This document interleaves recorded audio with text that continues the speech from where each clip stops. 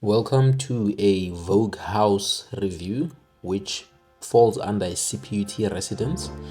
We will cover everything, including the costs of staying in this residence.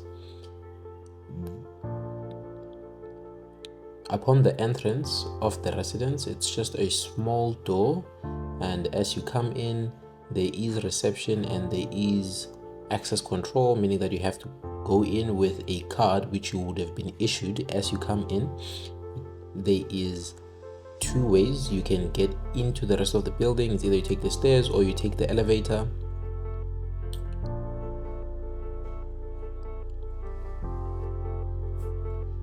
This is an exit entry, so we will just take the stairs and go up. For those of you who are wondering, this residence has 10 floors, and this residence is for District 6 campus students.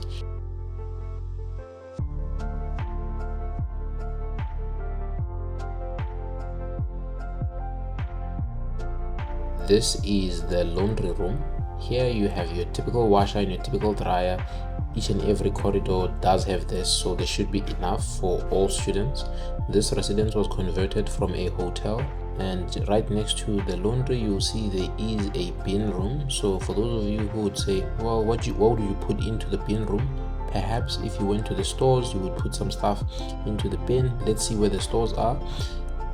The stores are pretty much close to the residence. You shouldn't worry at all. As you can see, right next to the building there is a KFC here on the right, and in there is a food lovers market. But also, if you leave from the residence and you take this route straight ahead, as you can see where I'm indicating, there is Pick n Pay.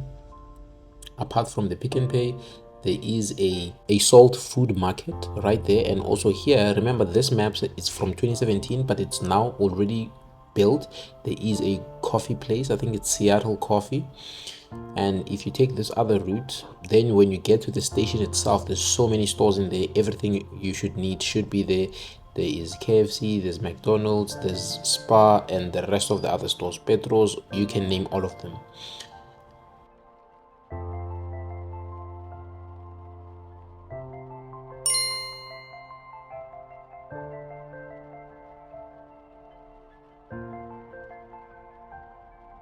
So now we will be heading to the study room.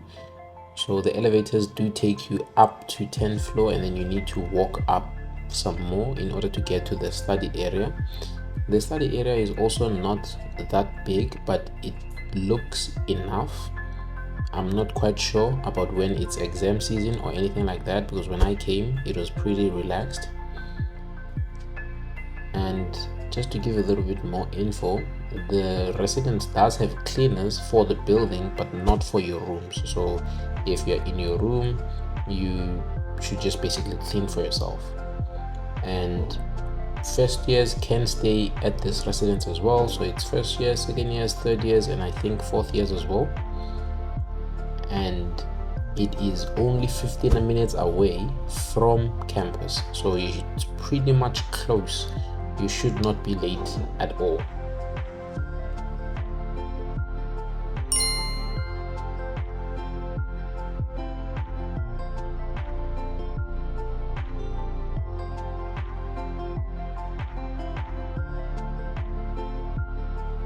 And it does have this rooftop where a lot of students do come in order to relax and just gather their thoughts after maybe a heavy study session.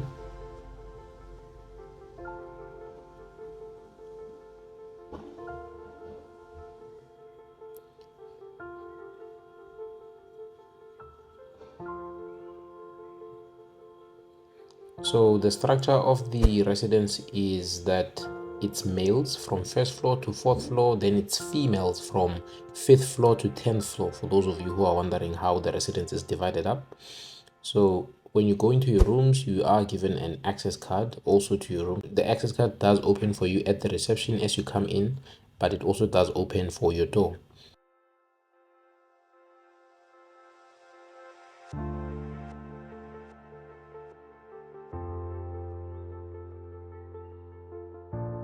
So when you come into the room, it is a shared space where you have a TV and you have a kitchen and a bathroom with your partner whom you share the room with.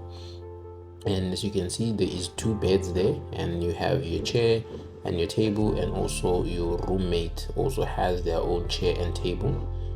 And you have access to a window right next to your beds.